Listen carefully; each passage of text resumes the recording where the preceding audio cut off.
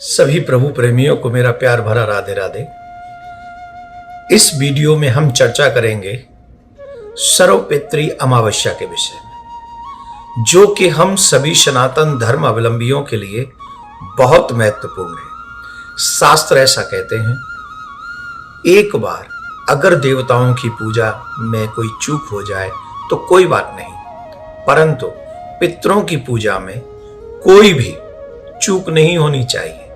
15 दिन के लिए हम सभी के पितर इस पृथ्वी पर आए हुए हैं और हमसे उनकी कुछ आशाएं हैं।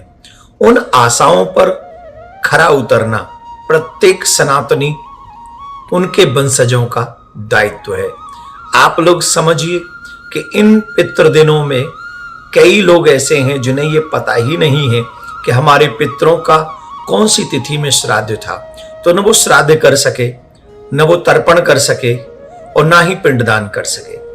और तो और हम क्या कहें, कईयों को तो इस चीज की परवाह भी नहीं है, बल्कि ऐसा करने से ऐसा कुछ नहीं होता है, वो पल्ला झाड़ने के लिए भी तैयार बैठे हैं। परंतु ऐसा नहीं है।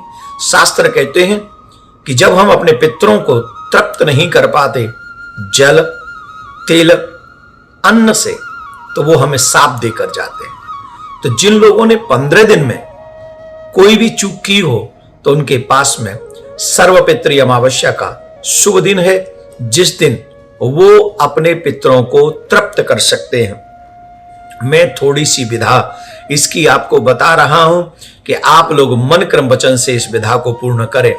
सर्वपितृ अमावस्या जो कि 21 तारीख को पड़ रही है, इस दिन हमारे पास अवसर है कि हम उन्हें प्रसन्न कर सके। सूर्योदय से पहले स्नान करें, दक्षिण दिशा की ओर मुख करके संकल्प करें, तर्पण कुश तिल जल लेकर मंत्र जो आपको उच्चारण करना है वो ध्यान से सुने। ओम प्रत्यभ्य ओम पितृभ्य सुधाय नमः, ओम पितृभ्य सुधाय नमः। इस मंत्र को अवश्य उच्चारण करें, इससे हमारे पितृ बहुत जल्दी प्रसन्न होते हैं। और ये मंत्र बोलते हुए ही हमको तर्पण करना चाहिए। और फिर पिंडदान यदि संभव हो तो हमें आटे के चावल के आटे से पिंड के गोले, मतलब गोला बनाना चाहिए, लड्डू जैसा बनाना चाहिए, और उसको तिल व जल के साथ दक्षिण दिशा की तरफ मुख करके उसे अर्पण करना चाहिए। इस विषय में दान में अन्न, जल, वस्त्र, तेल, गुड़ और विशेष बात, जल से भरे हुए 3 गड्ढे, मिट्टी के गड्ढे अगर दान करें तो बहुत ही सुंदर होता है। ब्रह्म भोजन इत्यादि आप करवाते ही हैं। और विष्णु सहस्त्र नाम का, भागवत गीता के पाठ का और राम नाम जाप का आप अगर कराएंगे पाठ अपने पितरों के लिए, तो ये अपने आप में बहुत शुभ होगा। मैं शाम के विषय में भी आपको कुछ बताऊंगा, लेकिन वो थोड़ा सा ये क्रम पहले समझ लें। सुबह स्नान के बाद में क्रम से हम लोग संकल्प पहले करेंगे, फिर तर्पण करेंगे, फिर पिंडदान करेंगे, ब्राह्मण भोजन इत्यादि कराएंगे। और इस तर्पण में अगर किसी आध्यात्मिक नदी का जल हो तो फिर कहना ही क्या है। एक और बात ध्यान से सुने, सर्वपितृ अमावस्या के दिन बहुत बड़ा संयोग बन रहा है, कई शुभ योग बन रहे हैं, जिसमें से एक शिव योग भी बन रहा है। शिव योग बन रहा है। इस समय कैलाश पर्वत पे मां पार्वती के साथ भगवान भोलेनाथ विराजमान होंगे। और जो भी मनुष्य मध्याह्न के समय अपने पितरों के नाम से तर्पण करेगा, श्राद्ध करेगा, पिंडदान करेगा, महादेव की देख रेख में वो सब कार्य होगा एक तरीके से।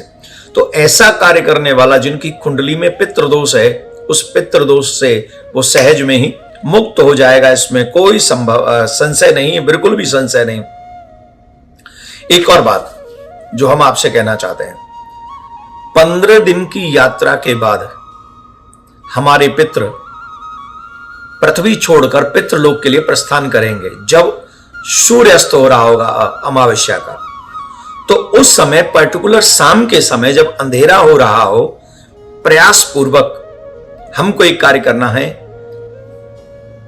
घी का दीपक लेकर उसमें काले तिल डालकर दक्षिण दिशा की तरफ उसकी बाती करके अपने पितरों को प्रार्थना करते हुए कि हमसे इन दिनों में कोई भी अपराध हुआ हो तो आप कृपा पूर्वक हमको क्षमा करें। हम नादान हैं, हम बालक हैं, आप श्रेष्ठ हैं, आप हमारे पितृगण हैं, अपराध हुआ हो तो क्षमा करना। अब बताइए इसके पीछे रीजन क्या है। अमावस की रात बहुत डार्क होती है, बहुत अंधेरी होती है और रात्रि में उनको जाना होता है।